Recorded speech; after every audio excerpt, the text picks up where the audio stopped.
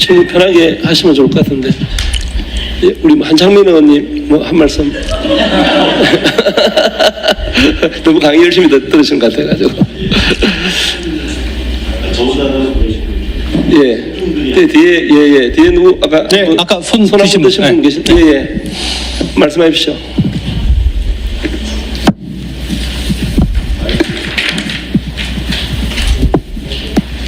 안녕하세요.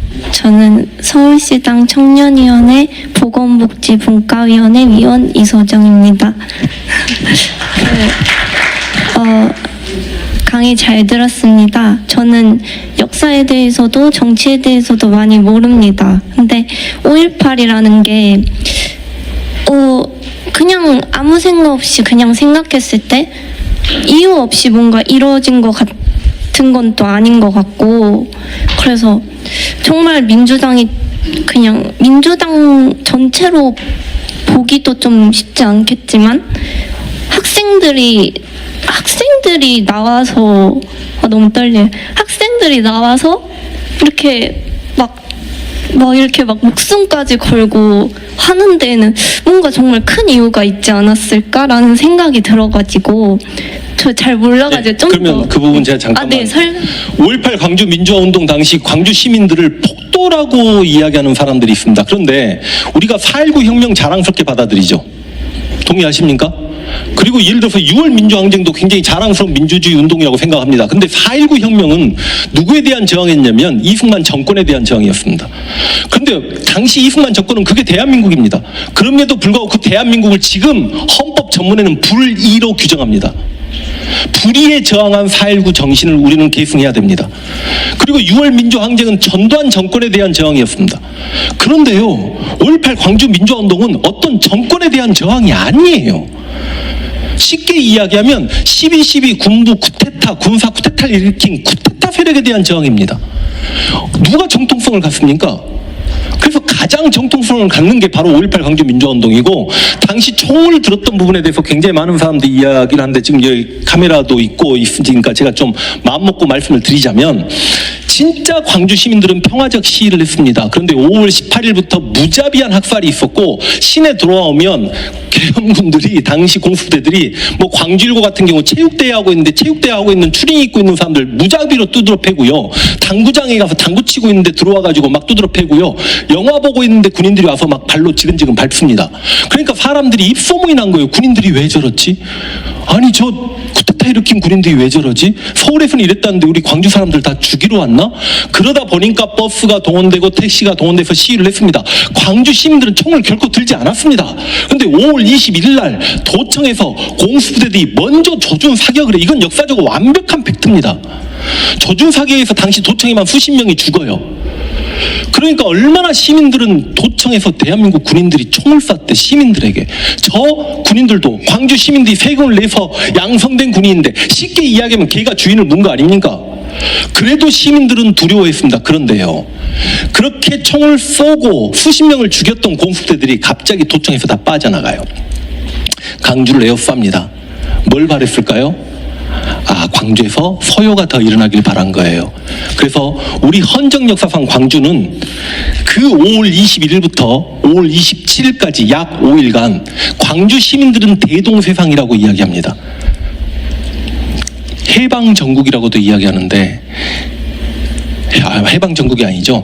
그러니까 사실상 대한민국 정부 수립 이후에 처음이자 마지막 행정치안의 공백 상태, 해방구라고 이야기하는 사람도 있습니다. 근데 이 5일간이 얼마나 평화로운지 모르시죠? 여러분, 저기 LA의 흑인 폭동, 전기 잠깐 끊어지니까 폭동들 일어나면 어디부터 갑니까? 은행, 마트, 백화점.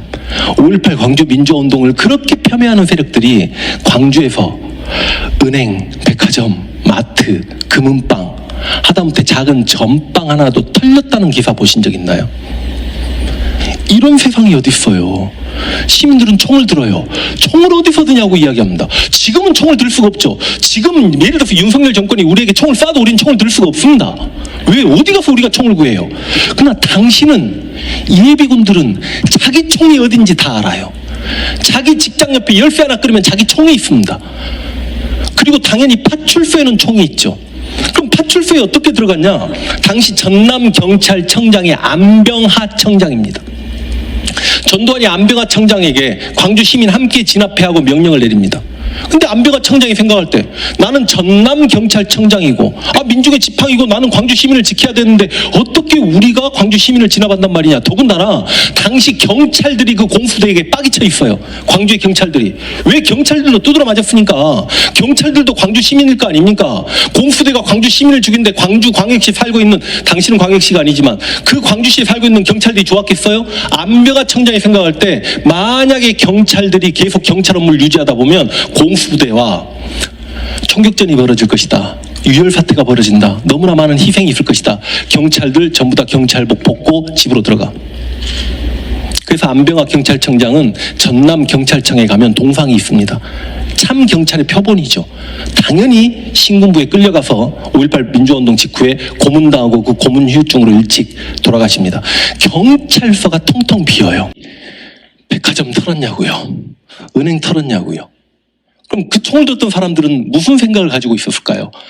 저 신군부 폭도들에게 우리가 지켜야만, 그리고 내 가족을 지켜야만, 내 이웃을 지켜야만, 언제 죽을지 몰라요. 광주 시민들이 그 당시 분위기로는 얼마나 많은 광주 시민들을 학살할지 몰라요. 지켜야 된다라고 생각했습니다. 그리고 이 총을 놔버리면 비겁자가 된다라고 생각을 했어요. 그렇게 총을 들었던 시민군들을 향해서 광주의 아주머님들은 내려와서 다 주먹밥을 만들어줍니다. 그 주먹밥이 나눔의 상징이죠. 얼마나 많은 사람들이 죽어가지고 광주 도청 앞에 상무대에 가면 관이 놓여져 있고 그 관에 일일이 태극기를 덮습니다. 관 하나가 들어올 때마다 태극기 덮고 광주 시민들 전부 다 애국가 부릅니다. 도청에는 조기가 올라갑니다. 광주 시민들 줄지어 서서 병원에 가가지고 헌혈합니다. 의사들, 간호사들은요 6일 7간 집에도 못 가고 부상자들 치료합니다. 이런 세상이 어디 있어요? 그래서 실제로 5.18 광주 민주화운동을 들여다보면 세상에 이보다 멋있는 민주화운동이 없다라고 이야기합니다. 그런데 그 5.18 민주화운동이 폄훼당해요. 그래서 5.18 광주 민주화운동에 대해서만 대한민국이 제대로 알아도 지금 현재 저렇게 20, 30대가 약간 보수적, 구구적 성향을 띠기가 어렵다. 저들이 왜곡하는 것 중에 가장 큰 게 5.18 민주화운동이다. 제가 역사를 공부하면서 가장 분노했던 것 중에 하나가 일반인들은 모르는 게 많습니다. 근데 저는 감히 5년간 유튜브에서 구국골동 세력과 역사 전쟁을 하고 살아왔다라고 자부합니다. 그러다 보니 저들이 어떤 거짓을 이야기하는지, 뉴라이트가 대한민국을 어떻게 만들어 가려고 하는지가 보이거든요. 저들은요 기본적으로 식민지 근대화론, 식민지 일제강점기에 우리 경제가 발전했고 조선인들이 오히려 살기 좋아졌다를 이야기하려고 하면서 친일파들을 옹호하려고 합니다. 식민지 근대화론을 뿌리내리려면 그 이전에 조선은 바보 같은 나라가 돼야 됩니다. 그래서 조선을 어마어마하게 비하합니다. 그런데 대한민국 국민들은 그래도 조선에 대한 애정이 있어. 그 애정을 깨고 싶어요. 그럼 조선에 대한 애정의 근간은, 그 뿌리는, 가장 큰 기둥은 세종대왕입니다. 세종대왕을 폄훼해야 됩니다. 여러분 인터넷상에 가가지고 세종대왕하고 노비 관련 쳐보십시오. 작살 나버렸습니다.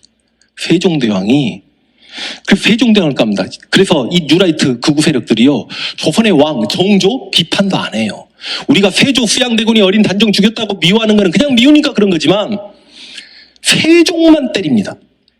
또 하나, 독립운동가 중에요 어느 누구도 공격도 안 해요. 유관순, 안창호, 천안길도 안창호 존경한다고 하지 않습니까?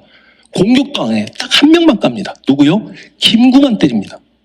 인터넷상에 김구 한번 가보십시오. 킬구, 백정, 테러리스트, 난리도 아닙니다. 김구 선생님이 임시국을 어떻게 지켰는가 보면 눈물이 나거든요. 정말 존경할 만한 민족 지도자고 독립운동가 맞습니다. 그러니까 조선을 죽이기 위해서 세종대왕을 까고 독립운동을 폄훼하기 위해서 김구를 죽입니다. 자, 현대사 인물 인터넷상에서 죽고 있는 사람 딱 한 명 있습니다. 누굴까요? 누굴 죽여요? 김대중을 죽입니다. 인터넷상에서 김대중은 난리가 났죠. 김대중에 대한 가장 큰 거짓말 중에 하나가 뭔지 아십니까? 이건 민주당 국회의원들도 이런 부분에 대해서는 이건 아니다라고 해야 되는데 전원책 같은 사람이 TV 토론 나와서도 이런 거짓말을 한단 말이죠. 김대중이 핵대중이라고 해요. 김대중이 북한에 핵을 만들었다라고 이야기합니다. 진짜 김대중이 북한에 핵을 만들었습니까? 북한에 경제 자금 지원하면 전부 다 핵을 만드는 걸로 갑니까? 그럼 미국의 경제 지원과 중국의 경제 지원을 핵을 만드는데 안 갑니까? 제가 책 광고하는 게 아니라 책에 다 그런 내용을 집어넣어놨거든요. 뭐라고 저희들은 김대중을 공격하냐? 북한은 핵을 만들 능력도 없고 그래서 만약에 북한이 핵을 만들면 그 책임 내가 지겠다라고 합니다. 그래서 책임져라. 김대중 너 때문에 북한이 핵을 만들었다. 북한의 핵실험은 김대중 정권에 있지도 않았고 노무현 정권 이후에만 1차, 2차, 3차, 4차, 5차, 6차까지 핵실험이 있는데 문제는 그 말을 김대중이 한 적이 없어요. 그 말을 한 적이 없는데 저들은 어버이연합에서 시작된 그 거짓말을 완전히 사실상 신앙으로 믿어버립니다. 그럼 정치권에서 그런 말을 언제 한 적이 있었냐? 거짓말 하지 말아라. 다 거짓말이에요. 그런 말 한 적이 없고 김대중 전 대통령께서는 현대가 관련 이제 대북 송금한 부분에 대해서 내가 대통령이었으니 그 관련 책임을 지겠다라고 했고, 김영남 당시 북한의 넘버 2라는 인물이 북한은 핵을 만들 능력이 없었고 핵을 만들 수도 없다. 이런 이야기를 했던 걸 김대중이 내가 대북 송금 책임지겠다고 했던 걸 딱 붙여가지고 김대중이 북한에 핵을 만들면 내가 책임지겠다.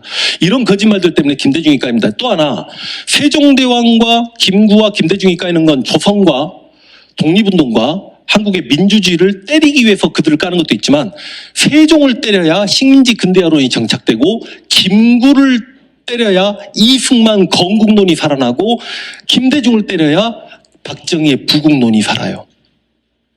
저들은 저렇게 전략적으로 다가오는데 진보 진영에서는 그런 역사적 공략에 대해서 막아서는 사람이 없고 20대가 왜 이렇게 청년들이 구구 보수화됐냐에 대해서 고민 자체를 하지 않습니다.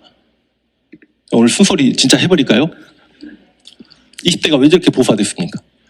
부동산 정책, 페미 정책 이런 거는 정책적인 문제니까. 그리고 남녀 갈등, 젠더 갈등 여러 가지가 있어요.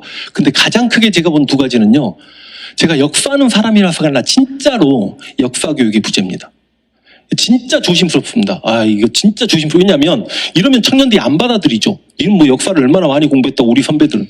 그러나 전국에 8천여 명의 역사 선생님들이 있습니다만 한국사라는 교과가 필수화가 됐어요. 필수화가 됐는데 절대평가가 되면서 원래 선택에서 국사가 서울대 필수 과목이었고 근현대사가 20만 명 선택했던 과목이 박근혜 정권 때 그 국사와 근현대사를 통합해서 한국사로 만들었고, 그래서 20만 명의 근현대사 선택자는 날아갑니다.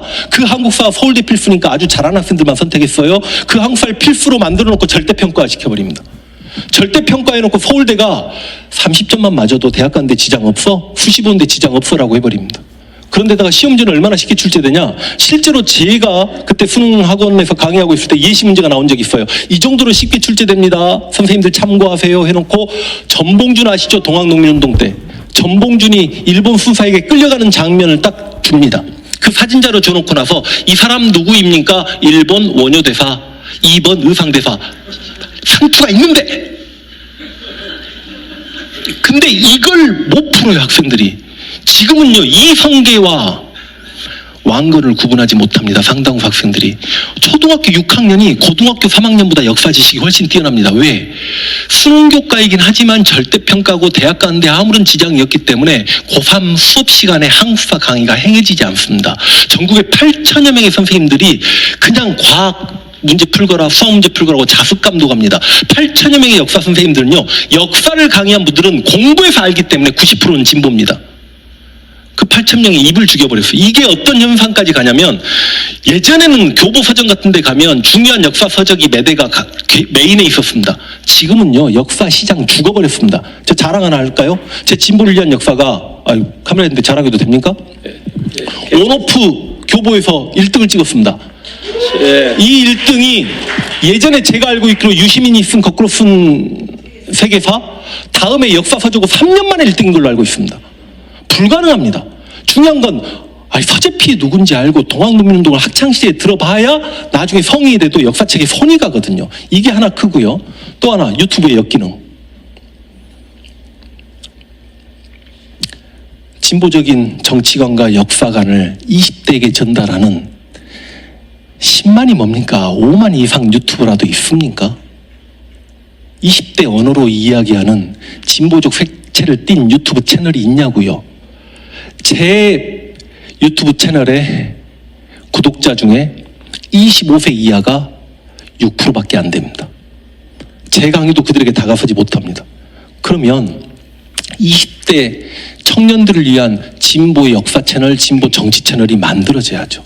이게 올바름이다라고 이야기하죠. 포기하지 않습니까? 민주당 국회의원들한테. 저 국회의원들 만날 때마다, 주요 정치인들 만날 때마다 이야기합니다. 근데 정치인들은 죄송합니다. 자기 앞에 선거만 계산해. 지금 20대 구구 보수화가 두렵다고 생각하십니까? 10대는요? 끔찍합니다. 그럼에도 불구하고 정치인들이 안 좋아하는 이유가 뭐냐? 40대, 50대가 인구가 많으니까 이렇게 밀고 가면 된다라고 생각하죠. 요즘에는요, 전 진보 정치 채널에도 화가 나요. 왜냐? 구구꼴통 채널들이 코인팔이 한다고 이렇게 가는데, 그럼 진보 정치 채널은? 원점 타격해가지고 저기서 뚝 튕겨 나오면 뭔가 구멍 내가지고 쟤한테 틀렸다라고 이야기해야 되는데, 진보 정치 채널 맨 얼굴 봤던 정치인들만 부르고, 패널들 다 4, 5, 60대들만 부르고, 다시 이야기해서 진보를 지지하는 게 4, 5, 60대 초반이니까 그들을 위한 채널만을 만들잖아요. 20대를 위해서 정보를 전달합니까? 20대 언어로 말을 하려고 합니까? 그러면서 어떻게 20대에게 지지를 받으려고 해요? 70대 할아버지들이 왜 저렇냐고요? 70대 어른들이 왜 저렇냐고요? 제가 여기서 보수 채널들 다 이야기해요? 70대만을 위한 보수 채널들이 존재하잖아요. 민주당에서는. 민주당이 신경 쓸 거 아니죠. 진보에서는 과연 그런 채널이 존재합니까? 유튜브가 큽니다, 지금은. 그러면 올바른 진보 세상을 제가 의원님들 몇 분 계신데 제가 너무 건방지게 흥분했습니다만 좀 고민들 좀 하고 살았으면 좋겠다. 그래서 저는 역사로만큼은 제가 포기하지 않고 싸울 테니 우리 정치로도 올바른 진보 세상 만들어가서 우리가 이 분단 시대 자랑스러운 대한민국을 남북 분단 시대 대한민국에 살고 있으면 후손들에게 이 대한민국이 자랑스러웠다라고 이야기할 수 있어야 될 거 아닙니까? 그럼 그런 대한민국을 만들기 위해서 좀 노력을 해야 되겠다. 그래서 저는 저대로, 정치인들은 정치인들대로, 그 다음 진보 시민들은 시민들대로 조금 좀 감히 각성 좀 했으면 좋겠다. 그런 말씀과 함께 제 시간 이렇게 마치도록 하겠습니다. 네, 감사합니다. 우리